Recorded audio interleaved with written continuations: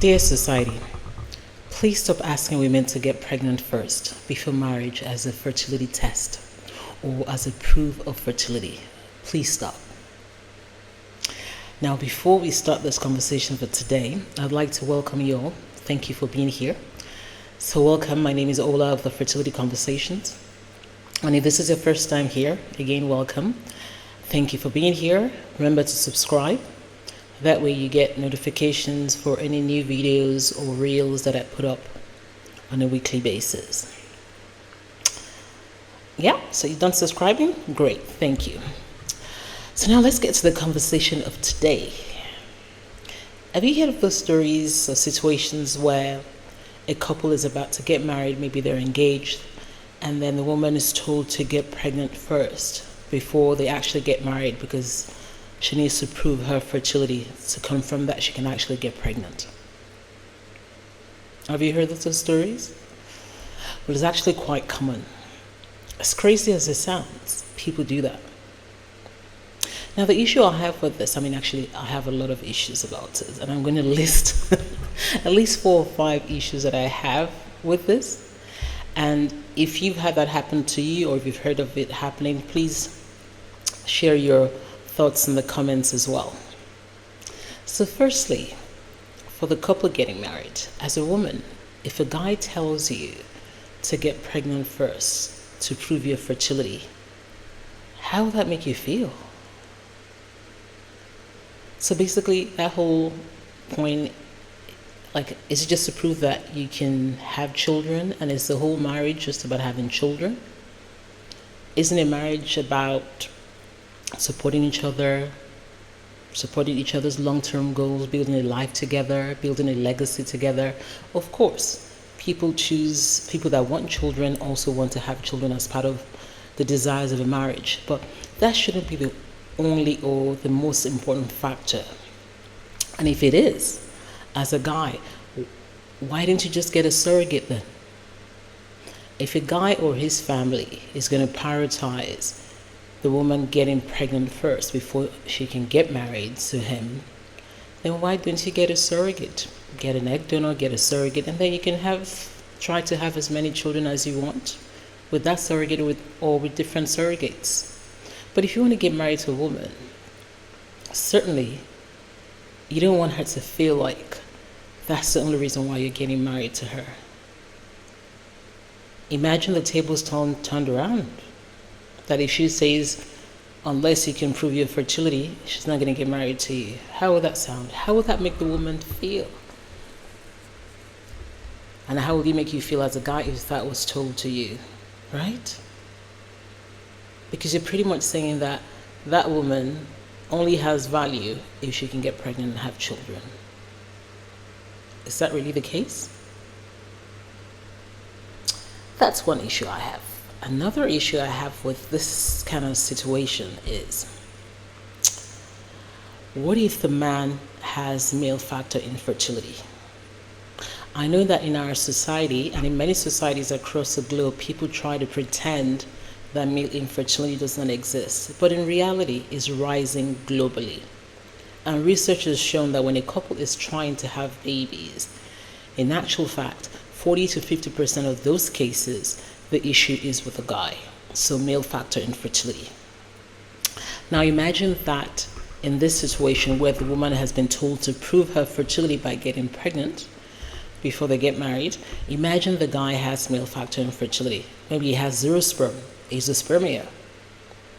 So now she could be trying month after month, putting pressure on herself, stressing herself out, going through the mental torture, and it might never happen, right? Because, again, there's male factor issue here that hasn't been identified. Right? That's a second issue that I have. A third issue that I have with this is, and this has happened before, as crazy as it might sound, it has happened before. What if the woman says, okay, you know what, I really want to get married to this guy, I really want to get married to this family, and she goes ahead and tries, and she's successful in getting pregnant for the guy. And then what if he changes his mind? Huh? What if he changes his mind? What if he says, you know what, I'm no longer interested. I don't want to get married to you anymore. You've gotten pregnant. You put yourself through that to prove a point. And now he said he's changed his mind. What do you do then? Right? Another issue I have with this is just that in the inequality fact about it, like if we're telling women this, that their value is based on them being able to procreate, what are we saying to our young girls and women, to the next generation? Like stories like this, yes, I would say in my parents' generations before that, it was very common. I would say they didn't know any better. But I'll say that now, we can research, we know better, we know that it is not right to say someone's value is only tied to children. We know that male factor in fertility exists. Okay, I say we know, perhaps I should say we should know. We should educate ourselves. And we should actually realize that in life, in any marriage, people face different challenges. And if the challenge that the couple faces is infertility, then we should encourage them that work together, pray together, seek options, medical intervention, and hopefully they get the outcome they want. But we cannot be teaching young girls and women that their value is tied to them being able to have children. For this couple, where the man or his family has asked the girl to get pregnant first to prove her fertility, will they do the same if it was their daughter or their sister? Right? If this guy has a daughter now, would he be okay with it, someone telling the daughter to get pregnant first before marrying her? Of course not. So if it's not okay when it has to do with you, then why do it to somebody else? And why help to prove that, to continue to perpetuate the inequality with men and women? Saying that men don't have to prove anything, it's just a woman. But we also knowing that for you to have a baby, it takes a healthy egg and a healthy sperm. So why do you pretend that the sperm is not needed and just put unnecessary pressure on the woman?